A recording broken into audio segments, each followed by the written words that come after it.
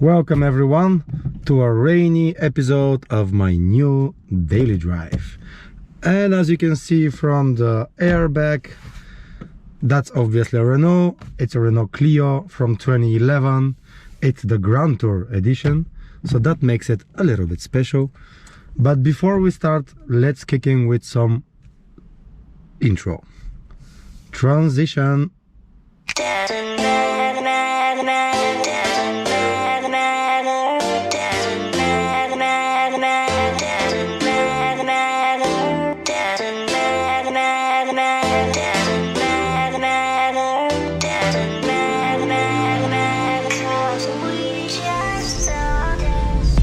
Well, after we saw the intro shots, let's dive in straight into it. This is a 2011 Renault Clio GrandTour. It's a 1.5 DCI engine, obviously diesel. It has a 5-speed manual gearbox. It's a front-wheel drive, and basically it's one of the coolest daily drives I could have got for the money I got it for. The thing is that probably most of you that watched my previous videos about my previous daily, which was the 2011 Mercedes C-Class. It was a C200 CDI estate automatic gearbox. It had the 2.2 liter Mercedes engine. But that's gone. So that daily is gone. I had to sell it because I had a small accident with another Renault. Actually, I was not in fault. I must clear that up.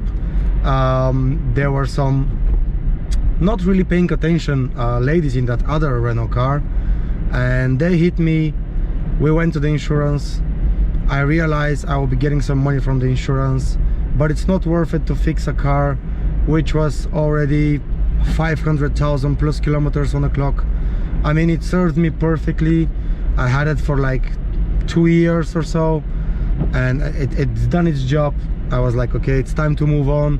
I've sold it as it is, with the small accident, with the small damage. Someone bought it, it's gonna fix it, drive it further. I'm sure he's gonna have fun. The car can go probably another 200,000-300,000 without any issues if serviced on time, which is very important with a high mileage car. So I was like, okay, should I get the same one afterwards? Should I get another brand? And right in between all those thoughts, I got a very hot offer from a friend of mine who works in a dealership, and he told me like, hey man, we have an old Renault Clio GrandTour that we got as a exchange from a client who got a new car. I was like, let's see it, maybe it's worth it. And I went to the garage, I had a look at the car. I was like, well, that could do the job perfectly easily, as good as the C-Class. Of course, they're a little bit out of comparison levels because the C-Class is way more refined, quieter, a little bit faster. It has that premium quality Mercedes material feeling inside because it's a 2011, so it's already like a 10-year or 11-year-old car. This one is also 2011, but naturally the price of the Clio brand new back in 2011 was probably half of the price of the C-Class, because the C-Class I had was also an avant-garde edition or trimline, which means it had basically all the options available for the C-Class, where that Clio has barely any options. I mean, it does have some natural standard stuff on it, like climate control and navigation system, which by the way is completely useless, but I mean, nevertheless, we can't compare it to the C-Class. But anyway, let's dive in further into the actual car. As you already heard, this is a 2011 Clio GrandTour, 5-speed manual diesel car, and I think we should start off by pointing out the most important aspect of this car. This is a cheap daily drive car which has extremely good fuel economy. It's easy to drive, easy to park. No one is like tempted to steal it because no one cares about those cars anymore. On a second-hand market, they trade, at least in mainland Europe, or more specifically Belgium, where I am currently, this car is trading like anything between €1,000 and €3,000. So the fact that we're talking about cheap prices must already tell you that this car is not really interesting for any type of theft. Which makes it easy to live with. You don't have to worry about it. Probably the exterior, it's something completely subjective and everyone has its own opinion, of course. I personally like it. It's not a great looking car, but it's not ugly either. So it has a simple design, simple shape, simple form. It's basically form to function. Visibility is quite good. Front windshield is big enough. Lights are positioned on a decent height, so you have a quite decent visibility at night. It's not that long. I think it's as big as a Mercedes B-Class or as long as a BMW 4 Series from the same generation.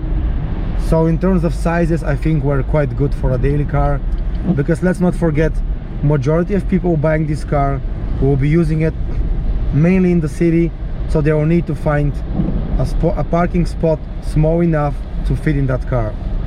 But despite that, this being the GrandTour edition, it is a little bit longer than, let's say, the hatchback version of it, like the 2 doors or like the 5 doors hatchback. So this is a little bit longer, but still quite compact.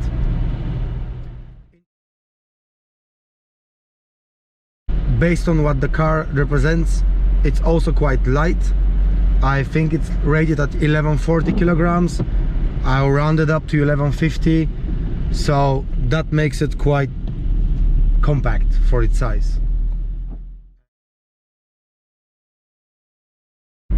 We're gonna kick off by saying that I'm 1 meter 90 centimeters tall, and this car fits me perfectly. I have a lot of space. I have a lot of nice visibility. Like I said, visibility, it's quite good from inside out. And position of the steering wheel is adjustable. Position of seat is also adjustable. The mirrors are electrical. The windows are electrical. And honestly, for a daily drive, I think that's perfectly enough. The instrument cluster is positioned on a nice height, so I have a good visibility. The steering wheel is not on its way in any type of shape, so you can clearly see the RPM, the speed, fuel gauge, and obviously engine coolant temperature. I think in terms of icon positioning, everything is clear and easy to read, so you're not going to be looking for any kind of important messages that the car is giving you as in other brands.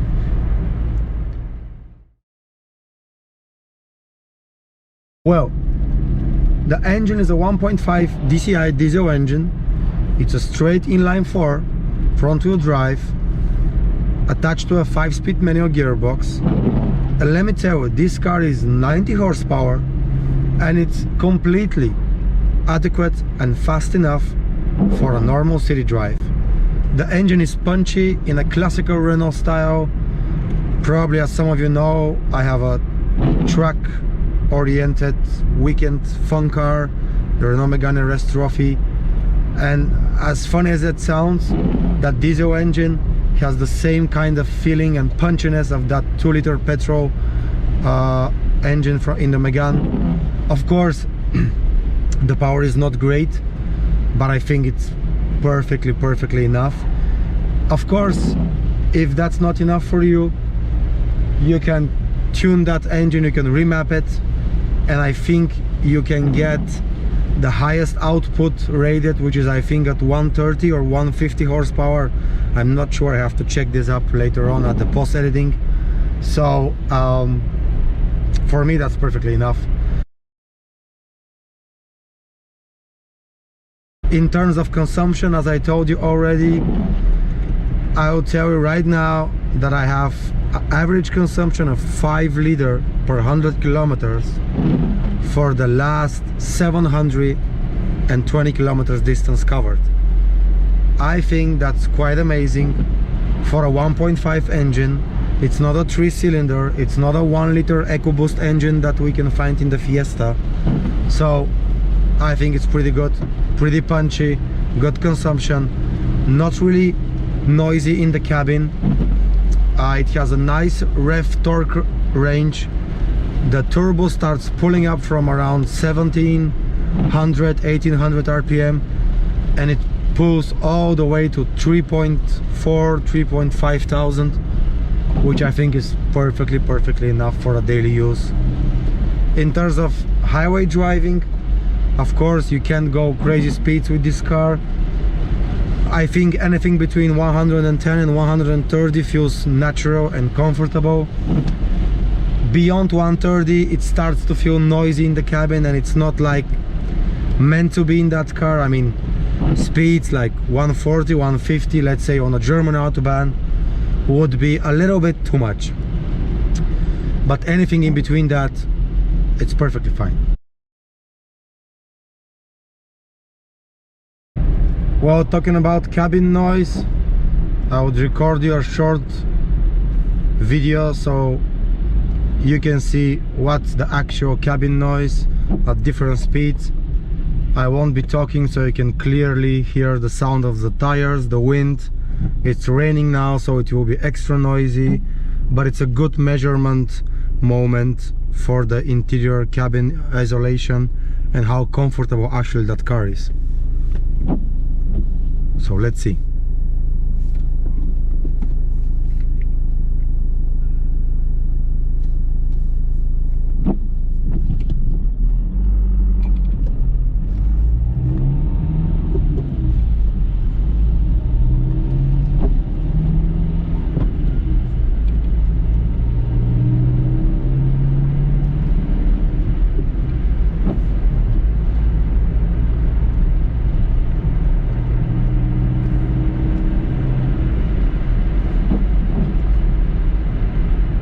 Fifth gear or top gear, 70 kilometers per hour, that's the noise.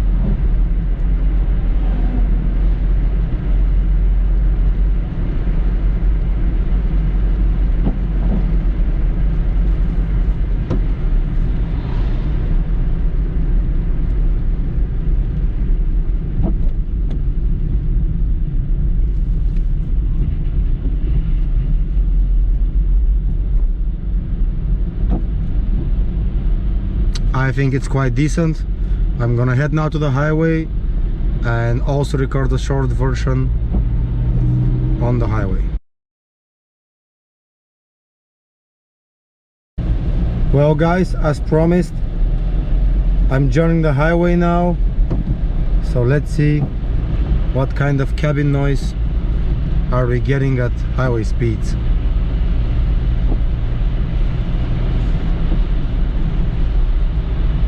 It is raining, so it will be naturally a little bit louder, but still.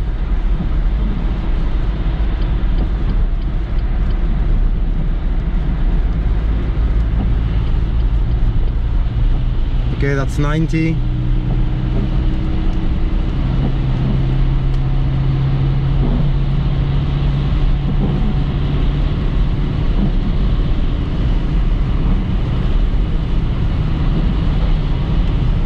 That's 120.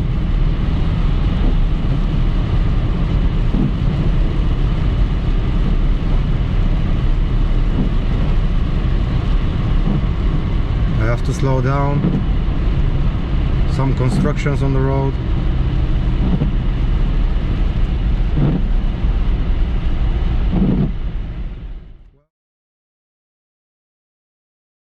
Well, final thoughts on my new daily.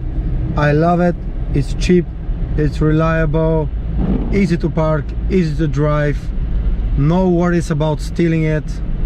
So what else do you want?